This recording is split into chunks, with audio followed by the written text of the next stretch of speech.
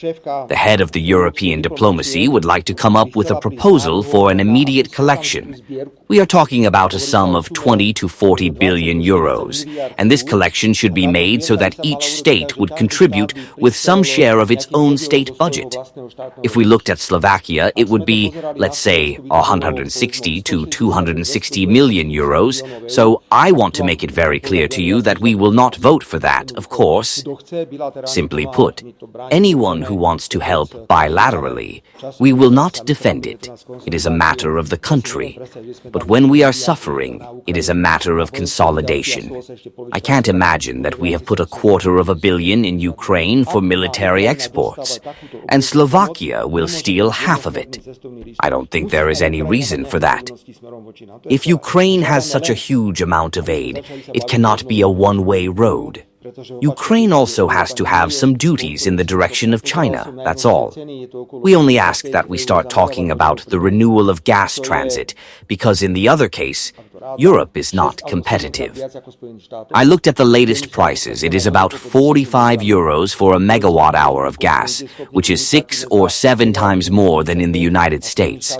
In the United States, the price is well below 10 euros.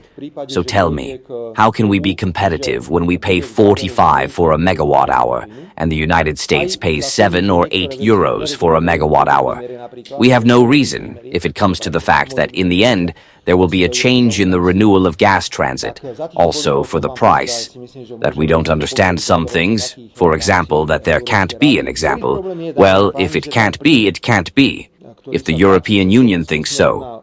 So, for these measures, Mr. Chairman, I think we can go to support the conclusions as such within the European Council. The whole problem is, ladies and gentlemen, that the gas that flows through Slovakia to Ukraine is 95% Russian gas.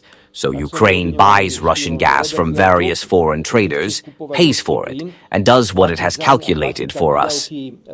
When we insisted that we wanted to draw gas through Ukraine, I was labeled in the style of Robert. You are joking. You want to buy Russian gas, pay for it, and pay for Russian military exports. And today, Ukraine does the same. Ukraine buys Russian gas. We push it towards Ukraine, but when we want to continue the gas transit through Ukraine towards the west, it simply doesn't work.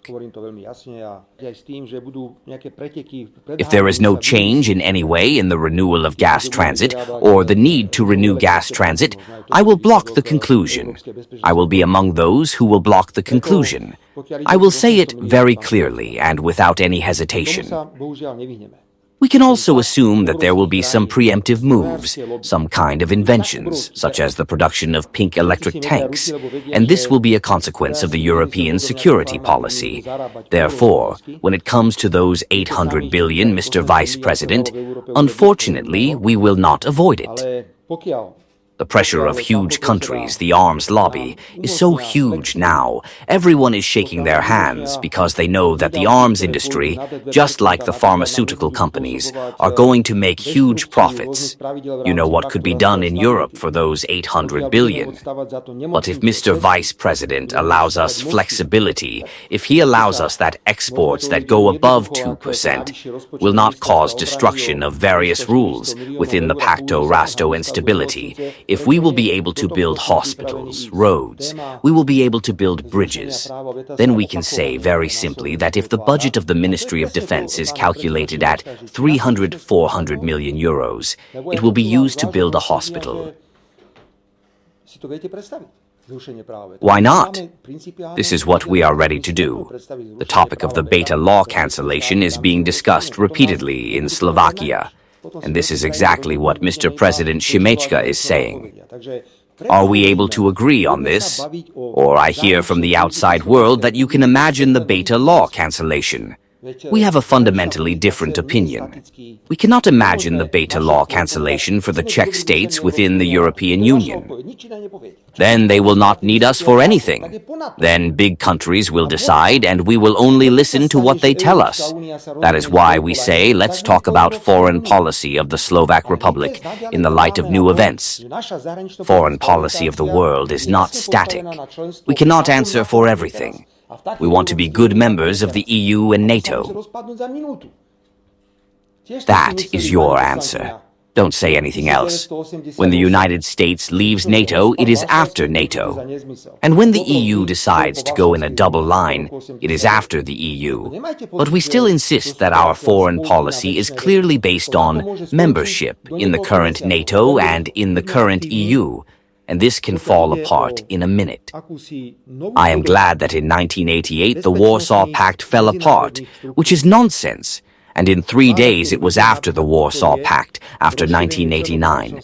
Don't think that these are forever agreements. NATO can end in a few months and very quickly. Let's be active when it comes to a new form of security international structures. The government I lead, for example, supports the expansion of the Security Council.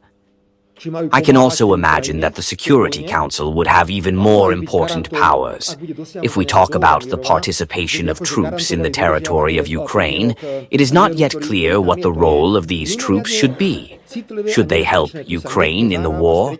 Or should they be a guarantee, if a peace agreement is reached, to maintain the conditions of peace? It is extremely sensitive and dangerous.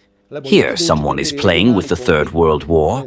And I think that American President Trump is right to say that this is a regional conflict. Don't bother with it. Because it is a regional conflict to a certain extent. Thanks to our European stupidity, we are creating a conflict that can explode like the Third World War. If you don't know what's going on with us, then come up with a new story.